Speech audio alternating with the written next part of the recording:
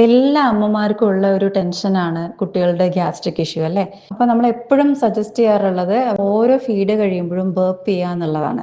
അപ്പോൾ അവരുടെ digestive system എന്ന് പറയുന്നത് ഡെവലപ്പായി വരുന്നുള്ളൂ.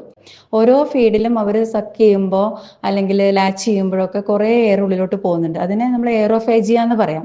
ഫസ്റ്റ് നമ്മൾ അവരെ കുത്തനെ എടുത്തിട്ട് അവരുടെ വയറ് നമ്മുടെ നെഞ്ചിൻ്റെ മുകളിൽ ഷോൾഡറിൻ്റെ ഭാഗത്തേക്ക് വരുന്ന രീതിയിൽ എടുത്തിട്ട് സ്ലോലി നമ്മൾ കൈ ഒരു ഇങ്ങനെ കുമ്പിള് പോലെ ആക്കിയിട്ട് പതുക്കെ മേലോട്ട് തട്ടി കൊടുക്കാം. തട്ടിയില്ലെങ്കിൽ ജസ്റ്റ് തടവിയും കൊടുക്കാം. പിന്നെ കുറേ നമുക്ക് ടമ്മി ടൈം കൊടുക്കാം. കട്ടിലൊക്കെ ഇരുന്നുകൊണ്ട് നമ്മുടെ തൊടേൻ്റെ മുകളിലേക്ക് തൈസിലേക്ക് ബേബീസിനെ വെച്ചിട്ട് പതുക്കെ ബാക്കിൽ തട്ടി കൊടുക്കാം. ഇല്ലെങ്കിൽ നമ്മുടെ സ്കിൻ ടു സ്കിൻ കോണ്ടാക്ട് എന്ന് പറയും, നെഞ്ചിലേക്ക് കടത്താം. അപ്പോൾ അങ്ങനെയൊക്കെ വരുമ്പോൾ അവർക്ക് കുറേയൊക്കെ ഗ്യാസ്ട്രിക് ഇഷ്യൂസ് റിസോൾവ് ആവും.